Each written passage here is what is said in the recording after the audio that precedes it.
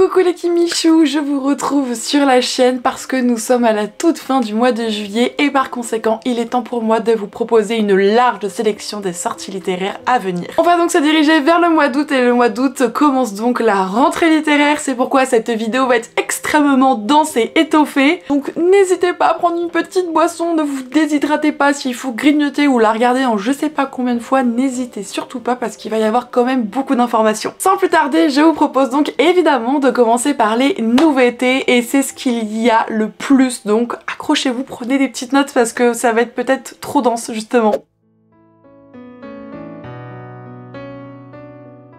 Nous débutons les sorties avec le 6 août, on retrouvera au sein de la maison d'édition Plume Blanche un récit écrit par un homme, c'est une première pour la maison d'édition, il s'agit de Vincent Portugal et le livre se nomme Inca, je pense pas qu'on dise le S. Tout débute par l'empereur Inca qui du haut de sa pyramide va invoquer le soleil et va malheureusement se faire foudroyer. Sa fille, la princesse donc, assiste à la mort imminente de son père et en fait elle ne peut pas rester comme ça. Le problème c'est que si elle agit parce que c'est une prêtresse et qu'elle révèle donc sa magie, elle brisera les règles du temple donc au risque d'être condamnée ou alors elle décide de le regarder mourir. À côté il y a un protagoniste masculin qui se nomme Jal, qui est un guerrier, qui est l'un des derniers rescapés d'un massacre qui a été organisé par la garde impériale, donc autant vous dire que je pense pas qu'il ait franchement l'empereur dans son cœur. Il va devoir se résoudre à lutter aux côtés de la princesse pour sauver l'empereur. Puisque oui, il était venu en effet pour l'assassiner, mais il faut savoir que c'est dans l'ombre que tout se passe puisqu'il y a un ancien dieu exilé qui est prêt à tout, comme d'hab, pour se venger. Je ne sais pas si ce titre vous tente, vous savez que je porte une énorme confiance à cette maison d'édition. C'est pourquoi encore une fois c'est un titre que je trouve extrêmement pertinent et que j'ai donc décidé de vous présenter ici. De plus je trouve qu'il change un petit peu ce côté Inca, pyramide, empereur, c'est pas ce qu'on voit le plus en fantasy. Le 7 août sortira un spin-off du roman Le jeu des tricheurs d'Anita Riggins, il s'intitule Le jeu des menteurs et c'est à retrouver au sein de la maison d'édition Hugo Collection New Romance. Je n'ai personnellement pas lu Le jeu des tricheurs, je me rappelle simplement qu'on est sur deux protagonistes qui sont ennemis dans une affaire puisque tous deux sont avocats et représentent chacun un parti, tout du moins une personne d'un couple en divorce. Ils ont un petit passif parce que quand ils étaient jeunes, dès leur première rencontre, la jeune femme qui était je pense une jeune fille du coup à l'époque, lui en a fait voir de toutes les couleurs, enfin bref il a morflé donc depuis ils sont pas très copains. C'était donc pas du tout prévu qu'en plus de toute cette tension viennent des tensions plutôt amoureuses, sentimentales, peut-être même sexuelles. Ici c'est donc le spin-off mais j'ai pas trop voulu regarder le synopsis de peur de me spoiler donc le jeu des tricheurs. Mais comme dans toutes mes vidéos sorties littéraires, tout est listé en barre d'informations avec des liens pour vous permettre un petit peu de checker tout ça. Donc n'hésitez pas à jeter un coup d'œil si jamais vous en ressentez le besoin. Il va y en avoir plusieurs dans cette vidéo, mais on va déjà s'attarder au sein de la maison d'édition Bookmark le 7 août prochain, mais surtout dans la collection Teen Spirits, donc c'est plutôt la collection Young Adult. Je vous propose ici un roman de Maëla Pietri, c'est le premier tome du royaume de Zelmia. A noter, si je dis pas de bêtises, c'est que l'e-book et il me semble du coup que le roman sortira au mois de septembre. Univers de fantasy, donc roi, princesse et compagnie, la particularité c'est que là la princesse elle a disparu depuis 10 ans, on ne sait pas du tout ce qu'elle est devenue, on comprend pas et un jour paf elle réapparaît à l'académie et tout le monde forcément est choqué et se pose des questions. Mais elle va avoir très peu de temps pour répondre à tout ça puisque Morgane va être directement prise dans les complots et intrigues politiques, d'autant plus qu'il y a un artefact magique qui a disparu. Il est extrêmement puissant et le plus gros hic qu'il y a avec cette disparition c'est qu'on l'accuse elle. Du coup elle va devoir essayer de le retrouver, de laver son nom et surtout de trouver la personne qui est en cause de la disparition de l'artefact. Évidemment on est sur des thématiques de manipulation, de faux semblants, de survie parce que ça va sûrement pas se passer comme prévu. C'est des choses que j'aime beaucoup retrouver personnellement en fantasy qui pourraient me convenir et peut-être à vous également. Je profite de cette parution pour vous présenter une toute nouvelle maison d'édition.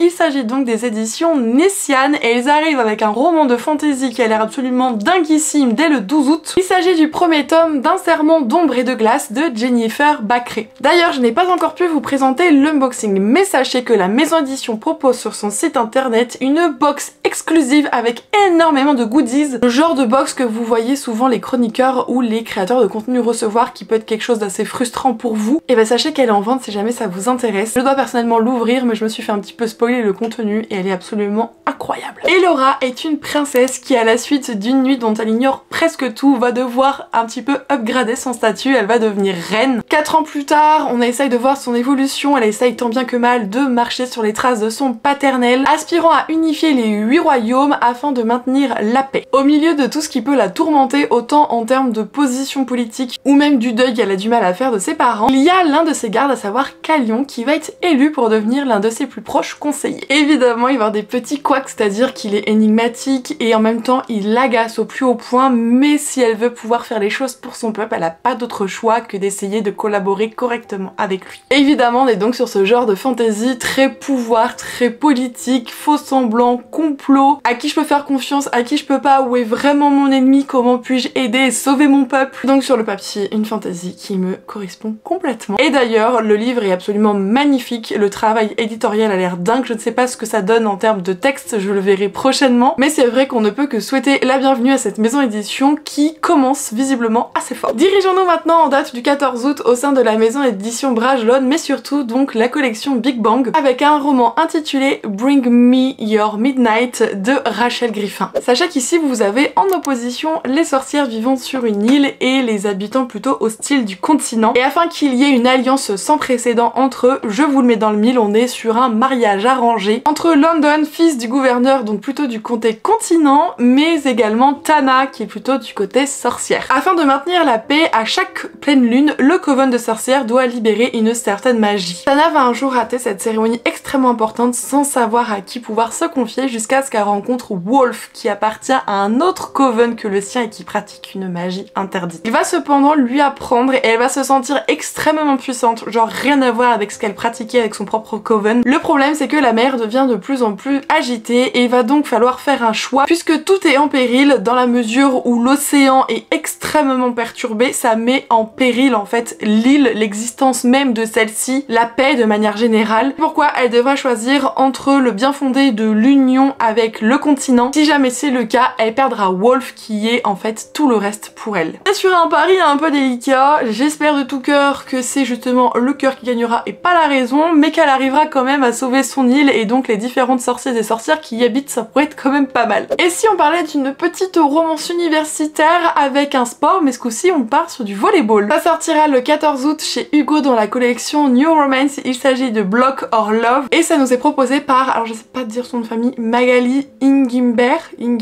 je suis pas sûre de moi du tout. On nous propose d'évoluer aux côtés de Mackenzie, une jeune femme qui a un énorme complexe, c'est sa taille, parce qu'elle fait 1m82, donc au quotidien c'est extrêmement compliqué. Par contre, elle a vraiment sa place et elle se sent très bien au sein de son équipe de volley puisque la taille est clairement un avantage. Elle a réussi à intégrer l'université de Stanford et son but dans la vie c'est donc de devenir joueuse professionnelle de volley. Chose qui va être un petit peu compromise avec l'arrivée du coach adjoint. Il se nomme Andy, il est extrêmement agaçant mais en même temps très charmant et il était lui-même professionnel de ce sport mais à cause d'une blessure, il a dû tirer un trait extrêmement tôt malheureusement sur sa carrière. Son objectif évidemment est de remporter ce championnat, c'est un petit peu une espèce de vengeance pour lui par rapport à sa blessure et tout va évidemment changer quand la dernière recrue va arriver, Mackenzie. Parce qu'en effet il est fort possible que des sentiments vont donc se développer entre eux, malheureusement il y a un choix à faire, c'est soit la relation amoureuse soit le sport, les deux ne sont apparemment pas du tout possible. J'avoue, je comprends pas le principe, enfin, tu peux faire les deux normalement, je pense, je sais pas, il y a peut-être une espèce de problème moral à ce qu'il y ait une relation entre une joueuse et le coach adjoint, je sais pas exactement ce qu'il en est, mais c'est là-dessus que va reposer du coup l'entièreté du récit. Comme je l'ai dit, je suis super contente parce que j'adore les romances universitaires sportives, par contre, on voit toujours les mêmes sports, bon, j'aime bien, mais quand même, là, le volley, c'est quand même super original, ça fait plaisir à lire, il ferait plus qu'un petit peu de basket à l'université, ma foi, je dis ça, je dis rien. Je vous ai pas du tout encore présenté ce genre de titre depuis tout à l'heure, c'est un côté un petit peu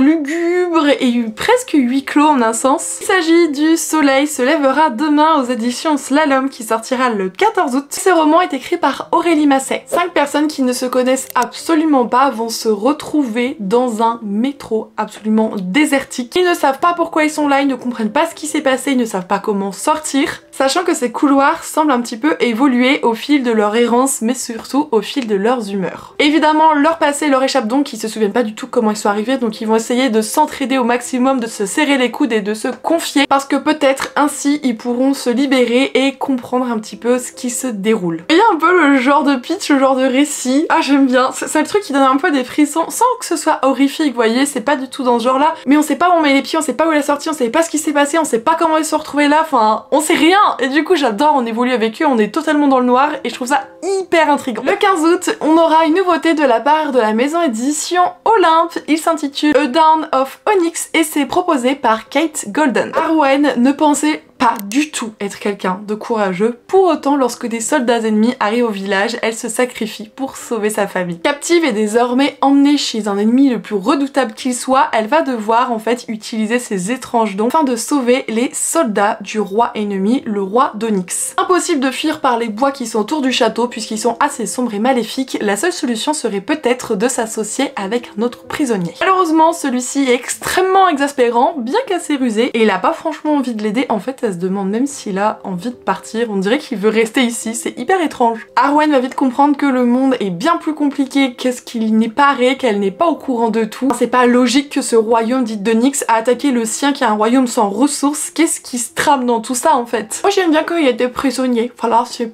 quelque chose qui me plaît assez. Bah, ça met une espèce de tension qui est hyper appréciable, en tout cas qui fait partie des choses que moi j'aime retrouver en littérature en tant que lectrice. Et je suis sûre que le prisonnier, il est là où il veut être. S'il veut pas partir, c'est qu'il y a bien une raison et j'avoue que c'est assez intriguant encore une fois. De retour, et je l'espère pour ne pas nous jouer un mauvais tour, petite blague pourrie de fans de Pokémon, nous avons le comeback de Holly Black, donc aux éditions Rajo, comme toujours pour cette autrice, avec en date de sortie le 21 août. Elle nous propose ici Doll Bones, soit la poupée d'os. Vous avez trois amis, trois jeunes gens qui sont passionnés de jeux de figurines. Du coup, ils se sont vraiment créés un univers où il se passe des choses assez difficiles et dont une de leurs poupées de porcelaine en est la reine. Un soir, durant leur jeu, il se passe quelque chose et du coup, ils sont obligés d'arrêter en plein milieu la partie et ça va avoir pour conséquence de réveiller la fameuse poupée de porcelaine dite la reine. Et si jamais ils n'arrivent pas à aller au bout de la mission qu'elle leur confie, autant vous dire qu'ils ne connaîtront jamais le repos. Moi j'ai toujours dit, c'est pour ça que je suis pas déjà une grande fan des films d'horreur, mais alors encore moins quand il y a des poupées. Les poupées en porcelaine, ça pue du fiac, il y a toujours un traquenard avec ces trucs là. Rien que regarder Annabelle ou Chucky, au bout d'un moment les poupées ça craint. Oui, je suis quand même assez curieuse quelque part, mais en même temps, fait caguer quoi. J'aime pas les poupées, j'espère qu'elle va pas venir trop les embêter durant justement leur quête, parce que sinon j'aurai froid dans le dos, moi je suis pas fan des poupées. Il est temps de vous parler de la maison édition Corrigan, parce qu'en effet j'ai retenu déjà un premier titre qui sortira le 21 août. Il s'agit du premier tome du Royaume des mensonges de Stasia Stark. Essaye de le dire vite, Stasia Stark, Stasia Stark,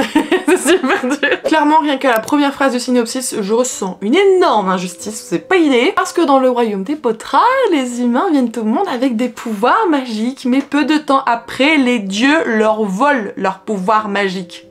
En soi, c'est un échange, ils s'engagent donc à protéger les frontières des faées qui sont des créatures assez maléfiques et terribles. Les rares humains qui conservent leur pouvoir magique, ils sont brûlés vifs. Et évidemment, je vous le mets dans le mille, on va suivre une jeune femme qui, d'un coup d'un seul, va avoir des pouvoirs magiques, chose donc interdite. C'est pourquoi elle va quitter Fissa, son village, pour pas se faire brûler vive. Pour survivre, elle va accepter un marché avec un mercenaire qui l'a débusqué. Elle va donc aider Lorien à se faufiler au sein de la capitale. Lui va lui apprendre donc à manier son pouvoir assez sombre qui est pourtant la clé de sa survie. Mais mine de rien, la jeune femme joue un jeu extrêmement dangereux parce que le mercenaire possède des pouvoirs absolument énormissimes qui mettent en danger tout le monde et qui pourraient même mettre à genoux le royaume. J'ai l'impression qu'il joue pas dans la cour des petits quand même. En tout cas, on retrouve cette vibe que j'aime beaucoup au sein de la maison d'édition Corrigan qui font pas mal de choses autour de tout ce qui est royauté, princesse, pouvoir, etc. C'est des choses qui me parlent beaucoup, je pense. Si vous me connaissez, ça vous choquera pas du tout. Le 21 août, nous avons le retour de Alison Saft au sein de la maison d'édition Brajlon et toujours dans la collection Big Bang comme pour le premier roman d'elle qui a été traduit. Et celui-ci s'intitule Un si fragile enchantement. Clairement, pour vous résumer ce roman, j'ai pas été très loin. Il y a un texte dans le synopsis en italique qui, je trouve, nous donne suffisamment de clés sans trop en savoir. On nous dit, dans ce roman de fantaisie de mœurs, une couturière aux talons magiques engagée pour un mariage royal se retrouve mêlée à un scandale lorsqu'un chroniqueur mondain attire l'attention sur l'indéniable alchimie entre elle et le marié. Je pense qu'il y a quand même un lien avec le premier tome, dans la mesure où on a un univers quand même qui est très similaire, puisque le tome 1 c'était je sais pas quoi et l'alchimiste, j'ai un gros trou de mémoire. Bref, du coup il y avait un lien avec cette fameuse alchimie, donc je pense que ça se passe peut-être dans le même univers, mais c'est pas la même relation. Un peu comme une autre saga qui a au sein de la maison d'édition Brajlon collection Big Bang, avec un duel contre le roi vampire, je sais plus, un pacte avec le roi elfe, et enfin vous voyez cette saga ou pas du tout, ou je m'exprime très mal, parce que j'ai pas les bons noms de titres, mais je suis sûre que vous voyez un peu ce que c'est. Si jamais ce titre vous intéresse, je vous invite à me suivre sur Instagram puisque je vais travailler avec la maison d'édition sur celui-ci. Il s'agit du premier tome des épreuves de la reine démoniaque qui nous est proposé par le duo d'auteurs C.N. Crawford au sein de la maison édition Bookmark le 21 août prochain. Clairement, il y a un mot, il y a un nom de créature qui est donné qui va tout de suite vous mettre la puce à l'oreille sur ce qu'on peut retrouver ou non dans cette histoire. Puisqu'en effet, la jeune femme que l'on suit et qui essaye de fêter son anniversaire se retrouve emprisonnée parce qu'il y a le démon du chaos qui la prend pour sa double succube. En fait, c'est le seigneur du chaos, mais c'est un démon genre hyper sexy. Mais c'est quand même un démon. Il va donc l'écouter un temps soit peu, il va goûter son sang et il va se dire oh mince en fait oui elle est mortelle, c'est pas la succube que je recherche. Dans la mesure où les deux sont animés par la vengeance, ils vont donc passer un pacte. Concernant la jeune femme, elle va rester dans cette ville qui lui est interdite afin de venger le meurtre de sa mère. Et elle en échange, elle doit se faire passer pour un succube extrêmement sexy, sauf que ça va être un peu plus compliqué que prévu parce que lui là c'est son suspect numéro 1 dans l'affaire du meurtre de sa mère. Évidemment je vous le mets dans le mille, hein, elle va se faire avoir un peu à son propre jeu parce qu'à jouer la succube sexy et compagnie, elle va un peu s'enticher du bonhomme, enfin du démon. Et dans la trigger warning de Mi, il y a quand même je pense de nombreuses scènes explicites qui vont être quelque part je pense assez détaillées. Après C.N. Crawford, je les connais ce duo d'auteurs, bon outre le fait que j'ai eu la chance de les rencontrer grâce aux éditions de Bookmark, j'ai surtout lu une de leurs duologies et c'est vrai que quand ils doivent détailler les scènes, ils le font, mais ça allait encore dans l'autre saga, mais je pense que dans celle-ci ça va être un cran au-dessus. Une maison édition dont je vous parle pas souvent, mais là il y a vraiment un titre qui m'a intriguée chez eux, qui sortira également le 21 août, il y en a vraiment beaucoup à cette date. Il s'agit donc de la maison d'édition Nemos et il est question du premier tome de Conjuration écrit par Bluen,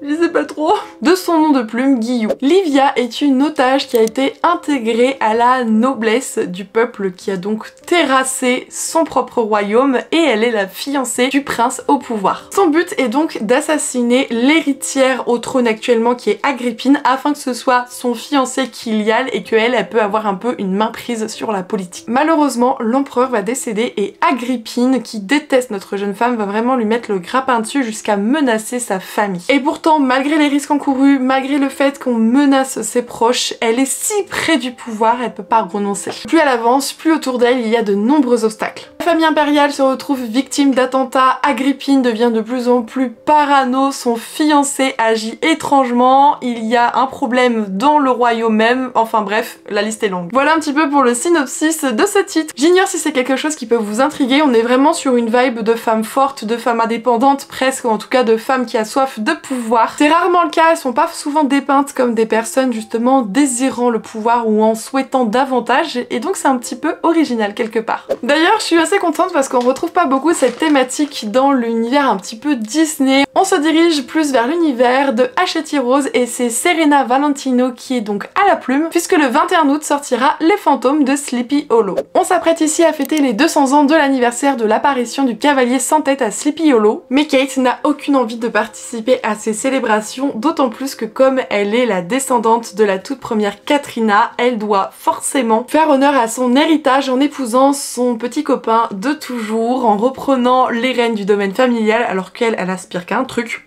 c'est donc de partir très loin de Sleeping Hollow. À un moment, Kate va rencontrer Isadora au lycée, une nouvelle venue qui va lui partager le récit, ou du moins le journal de son ancêtre Katrina, et là, tout va du coup se compliquer. Le passé, le présent, il va y avoir un gros tumulte entre tout ça. Une légende insoupçonnée prend forme, l'obligeant à penser qu'effectivement les fantômes puissent exister, et surtout à remettre en question le fait que oui ou non elle veut épouser quelqu'un, et surtout quelle serait cette personne, parce qu'il y aurait une grande importance par rapport à cela. Le Sleepy Hollow, on n'en parle pas beaucoup, le cavalier sans tête, etc. C'est pas des choses qui reviennent beaucoup en termes de réécriture de contes, et personnellement j'adore ça, donc je suis trop contente qu'il y ait un petit peu de représentation dessus. Le 21 août, la nouveauté des éditions Casterman, c'est donc Le Vampire d'Osaka, le premier tome, et c'est écrit par Thibaut Vermont. D'aussi loin qu'elles en souviennent, Asuka a toujours rêvé de devenir mangaka. Si vous connaissez pas ce terme, c'est assez simple, en fait c'est auteur de manga, mangaka. Alors lorsque des jeunes filles sont retrouvées exsangues, c'est-à-dire qu'il n'y a plus une goutte de sang dans leur corps, elle sent que là elle tient une histoire digne d'être racontée dans un manga. Sa rencontre avec un lycéen qui se nomme Cloud va donc l'encourager à enquêter sur ce fameux vampire. Le problème, c'est qu'en s'intéressant de près à ce vampire qu'elle ne connaît pas du tout et au garçon qui vient d'arriver au lycée qui elle ne connaît pas non plus, elle va réveiller de très noirs secrets, c'était absolument pas prévu au programme. Le plus troublant, c'est ce qu'elle dessine avec sa plume, on appelle ça un teiko, ça a été fabriqué à partir d'un certain artefact, et ben en fait c'est un impact direct sur sa vie réelle à elle. Est-ce que c'est ces dessins qui s'inspirent de sa sombre réalité ou c'est les dessins sombres qui du coup fait que sa vie devient tout autant? En tout cas c'est assez mystérieux, en plus écrit par un homme, c'est pas forcément beaucoup le cas dans ce style de littérature, et le fait qu'on mêle à ça le dessin, le côté mangaka, etc.,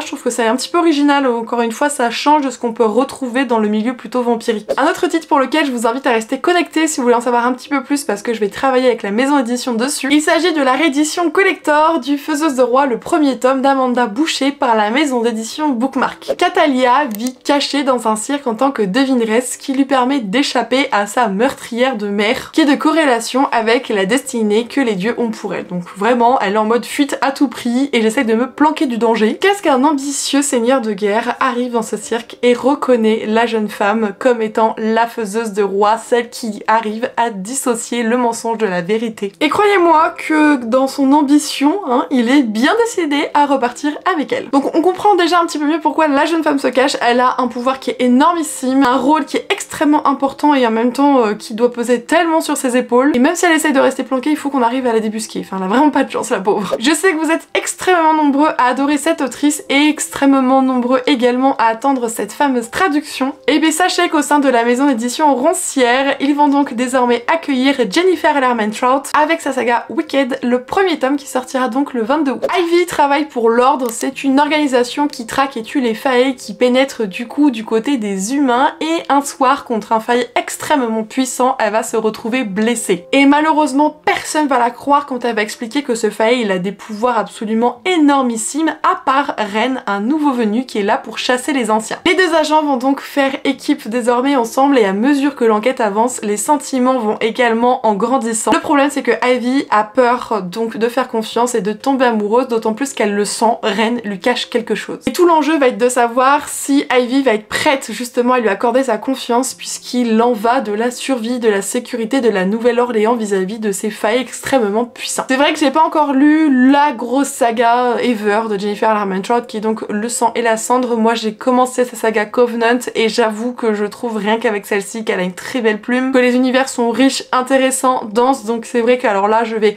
ouvrir grand les yeux. Et comme en plus j'ai un partenariat annuel avec la maison d'édition, autant vous dire que ça va être une de mes très prochaines lectures je pense. Je ne vous ai pas encore parlé de la maison d'édition Albin Michel, pourtant ils sortiront bien une nouveauté le 28 août prochain. Et le roman en question c'est La mer chantera ton nom de Laura Nsafou. Au Sénégal, Ino va rencontrer un mystérieux pêcheur qui va la séduire avant de disparaître. Peu de temps après, la jeune femme découvre un corps échoué sur la plage et devine qu'il y a un secret extrêmement important qui se cache derrière ce meurtre. C'est alors pour Ino une quête au sein de l'invisible. Elle devra malheureusement choisir entre son humanité et ses pouvoirs pour ainsi affronter les dieux qui pourchassent sa lignée depuis extrêmement longtemps. Je trouve ça super cool comme fantasy, c'est pas du tout le style qu'on voit habituellement, enfin ça se déroule au Sénégal, alors je sais pas du tout comment on peut qualifier ça, est-ce que... non, c'est pas oriental du coup, parce que c'est pas dans l'Orient, africaine peut-être, je sais pas du tout. Mais c'est vrai que c'est le genre de fantasy qu'on voit pas souvent, et en plus de ça vous avez la mythologie qui est assez présente, donc moi c'est quelque chose qui me plaît grandement. Encore une fois une maison d'édition dont je vous parle pas très souvent, bah là ils ont un titre qui m'a vraiment intriguée, il s'agit des éditions Rouergue et ça sortira le 28 août prochain. Il s'agit du Sang d'encre, le premier tome écrit par Néna Labussière. Dans le royaume dans lequel nous évoluons, il y a une cité qui est prise d'attaque par une maladie et en fait les gens ils sont recouverts de crevasses, de gerçures, de fissures et même d'écailles. Au moindre geste, le sang coule, un sang bleu. Une épidémie qui ne fait pas de quartier, qui va frapper le plus riche comme le plus pauvre. Olga, une fille du peuple et une guérisseuse hors pair, est mandatée par le roi afin de sauver l'un de ses fils qui a contracté donc cette maladie. L'avenir du royaume en dépend puisqu'il est l'héritier l'héritier au trône et qu'au vu du contexte politique actuel, il est donc en danger. On est donc ici sur un diptyque de fantasy médiévale qui a l'air très intéressant. Le côté maladie, moi j'aime ça, c'est très morbide,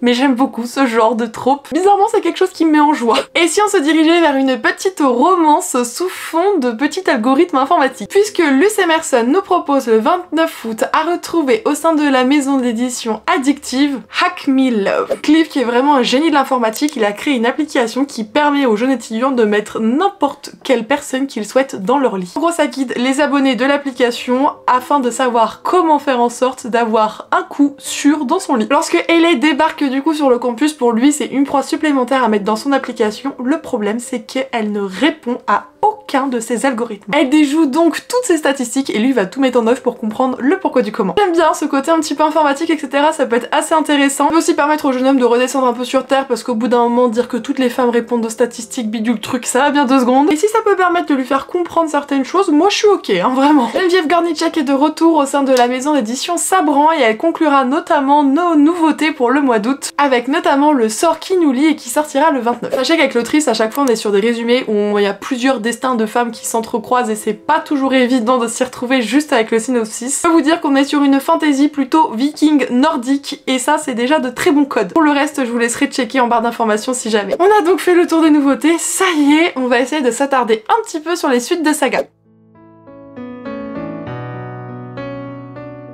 Le 14 sortira au sein de la maison édition Bookmark le 2e tome de la saga Dragon Noir de Ariane L. Aodel, je crois qu'on dit comme ça. En tout cas, c'est que l'ebook qui sort puisque le brochet ce sera pour septembre. Mais c'est pas du tout et ça m'a vraiment beaucoup intriguée parce qu'on est sur une fantasy où pour faire ses preuves, on va suivre quelqu'un qui va aller défier les dragons et il va se blesser devant le dragon le plus puissant qui soit. Et contre toute attente, celui-ci va l'aider, va le protéger dans sa tanière durant l'hiver et il va se rendre compte qu'il y a un côté un petit peu humain, tout du moins il a des sentiments ce dragon et ça va changer toute la donne. D'autant plus lorsque cette personne est un prince, il me semble, ou une princesse parce que j'ai pas noté le synopsis, et que le royaume est en péril. Il y a donc la guerre aux portes de celui-ci et je pense que les choses vont changer parce qu'il va peut-être être armé d'un dragon du coup. Bref, en tout cas, je l'ai pas du tout vu passer, je sais pas si vous c'est un titre qui vous parlait, que vous avez déjà vu sur les réseaux ou autre, mais moi il m'a énormément intrigué du coup. Le 21 août, nous avons la suite de 1000 baisers pour un garçon de Tilly Cole et ce sera toujours au sein de la maison d'édition Hachette Roman. Je lui ai acheté le tome en collector mais je l'ai toujours pas lu parce que j'ai juste peur de pleurer toutes les larmes de mon corps et je crois que c'est le cas dès la page 20 et des bananes de ce que j'ai vu sur les réseaux. Après honnêtement peut-être que je le ferai en audiobook, je pense que ça va être encore pire mais c'est pas grave. En tout cas pour ceux qui l'ont lu et qui ont adoré, je sais que vous êtes extrêmement nombreux, le 2e tome arrive tout prochainement. Pareil, un livre dont je n'ai pas lu encore le premier mais dont la suite est extrêmement attendue, il s'agit de Troublemaker, le 2nd tome de Laura Swan au sein de la maison d'édition BMR. En effet le 21 août il y a donc beaucoup de choses qui sortent, personnellement je n'ai pas encore lu le premier tome mais j'avoue que c'était assez intriguant. On a une relation amoureuse entre une jeune étudiante et un des voleurs qui est donc venu dans sa maison avec un groupe de personnes qui l'a protégé des autres et qui se retrouve être finalement son nouveau prof. Je pense qu'on est sur des situations extrêmement cocasses et si on en croit les réseaux sociaux, c'est vraiment un livre à lire. Toujours le 21 août sortira le 3e tome de la légende de Tesmar de Hélène Scheurer aux éditions Corrigan. Je ne vais malheureusement pas pouvoir beaucoup vous en parler parce que j'ai à peine débuté la lecture du tome 1, mais quand je vous dis débuter, j'ai lu un chapitre et demi, je me suis arrêtée en plein milieu parce que j'étais trop fatiguée. En tout cas, j'ai hâte de découvrir cet univers dont je possède déjà les 2 premiers tomes. Je sais pas si c'est une trilogie ou plus, mais les retours sont plutôt chouettes. Et d'ailleurs, c'est vous qui m'avez choisi cette lecture sur Instagram, donc j'espère que vous avez bien fait. Le 28 août sortira le 3e tome de la saga Titan de Jennifer Lerman-Trout aux éditions J'ai lu. On est sur la saga spin-off de son autre saga Covenant, donc il faut vraiment rien dire en termes de synopsis parce qu'en fait ça spoil dans la mesure où vous avez 2 protagonistes masculins dans Covenant et on ne sait pas lequel elle va choisir en fait. Et là la saga elle est sur celui qu'elle ne choisit pas. D'ailleurs je me suis fait spoiler. À l'époque je ne savais pas, j'ai lu juste le nom du personnage et c'est foutu maintenant. Un petit peu d'auto-édition, le 28 août sortira du coup la suite de Fais-moi t'aimer de Megara Nolan. J'ai pas encore commencé sa saga, on est sur une romantasy de Faye, je l'ai rencontré au salon du livre Les Imaginales, je lui ai acheté, je lui ai fait dédicacer, bref, il n'y a plus qu'à donc de mon côté en tout cas. Une suite de saga de Alexandra Christo au sein de la maison d'édition de Saxus, il s'agit de La Princesse des âmes qui clôturera donc les suites en date du 28 août. Personnellement j'ai pas encore lu le premier tome que je possède toujours encore... J'ai un doute parce que j'avoue que j'étais un peu freinée par les retours du tome 1 qui sont pas forcément très élogieux. En tout cas, si vous l'avez lu, le tome 1 c'est plutôt fantasy maritime, n'hésitez pas à me dire ce que vous en avez pensé, ça va peut-être être très important dans mon choix de lecture pour la suite, ou tout du moins mon choix de je garde le livre ou pas. Et si je vous proposais d'enchaîner avec les poches? Je suis désolée, j'ai extrêmement chaud, je pense que ça se voit, plus la vidéo passe et plus je deviens toute shiny. Mais chose hyper importante, si vous lisez la saga en poche, sachez que le 14 août sort le tome 4 de la saga Doreen de Raven Kennedy au sein de la maison d'édition Hugo dans la collection poche. Et on est sur une de mes sagas romantiques chouchou d'amour dont j'ai lu avec vous le tome 5 sur YouTube il y a pas très longtemps dans un vlog. Et c'est une saga que je vous recommanderai toujours, qui s'inspire du mythe de Midas, mais pas que, et qui a un développement absolument dingue. Un livre que je n'ai pas encore lu, je vous en ai parlé tout à l'heure pourtant, mais comme c'est Anita Riggins, il m'intrigue assez. Il sort donc le 7 août et c'est le jeu des tricheurs dans sa version poche aux éditions Hugo. Bon, du coup je vais pas vous refaire tout le synopsis, hein, je vous ai tout dit tout à l'heure, au moins vous avez l'information que la saga sort désormais en poche pour l'avoir à moindre frais. Mais également un titre qui m'a pas forcément énormément convaincu mais qui pourrait vous plaire, il s'agit de If We Were Villains de Emel Rio aux éditions Hauteville le 14 août prochain. C'est vraiment un roman qui va correspondre aux amoureux de la littérature et surtout de Shakespeare. Vous avez en plus de ça un petit meurtre à élucider. Et sachez qu'on suit tout le long du coup les protagonistes de l'histoire qui sont des camarades de classe et c'est extrêmement lent à se mettre en place et on devine quand même beaucoup de choses. Pour terminer, un livre dont j'ai jamais entendu parler mais la couverture m'a vraiment intriguée et le résumé d'autant plus. Il s'agit de L'étrange voyage de Clover Ailking qui sortira le 14 août. C'est écrit par Ellie Brown et c'est proposé au sein de la maison d'édition du livre de poche. L'histoire se déroule aux États-Unis au 19e où on y suit notamment Clovis. Elle est âgée de 13 ans, elle a toujours été fascinée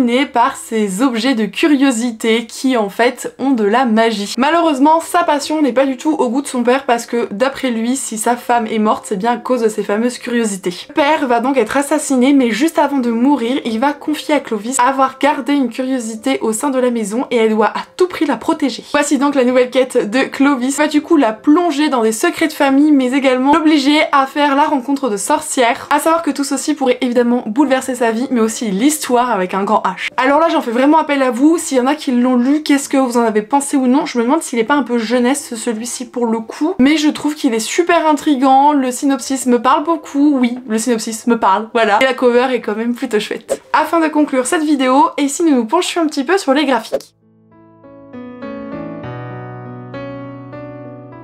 J'en ai sélectionné deux puisque le 14 août prochain sortira le 5e tome déjà du webtoon Comment Rylena a survécu au manoir Wink Night aux éditions Cotoon. Alors clairement je suis pas à jour, j'ai lu que les deux premiers, ça va faire presque un an donc ce serait bien que je puisse enchaîner. D'ailleurs je les avais lus pendant mes vacances au Portugal, peut-être que cette année je ramènerai d'autres webtoons au Portugal, ça a été assez propice à ce genre de lecture là-bas, ce serait top. En tout cas on est sur ce genre d'intrigue avec de la réincarnation d'un personnage dit être humain comme vous et moi, dans un jeu, dans un livre, etc. Il en va donc de même avec ce 3e tome de webtoon pour la saga Father I Don't Want This Marriage le 28 août il me semble qu'il sort aux éditions Pika Webtoon. Alors par contre lui j'ai lu le premier et j'ai également beaucoup accroché, de toute façon c'est le genre de trope en webtoon qui me correspond énormément et je me dis il y a déjà le 3e, j'aurais dû recevoir le 2e donc je vais voir auprès de la maison d'édition si c'est toujours d'actualité ou si bah voilà je fais comme tout le monde et si ça m'intéresse je les achète. Et bien voilà les Kimichou, cette vidéo est à présent terminée. J'espère que celle-ci vous aura été utile pour avoir une petite sélection qui est importante mais pas au vu du nombre de sorties parce qu'on a plus de 600. Merci de donner de la crédibilité à mon contenu et de le visionner. Surtout n'hésitez pas à mettre un petit pouce en l'air, un commentaire ou un partage, je vous le demande pas souvent mais ce genre de tournage c'est toujours très délicat pour moi parce que j'ai pas la bonne caméra, parce qu'elle surchauffe, parce qu'elle se coupe au bout de 5 minutes, parce que la batterie se vide beaucoup trop vite, parce qu'il fait très chaud et que je vais passer de longues heures sur ce montage. Voilà, je vous fais des gros bisous et surtout prenez soin de vous. Ciao!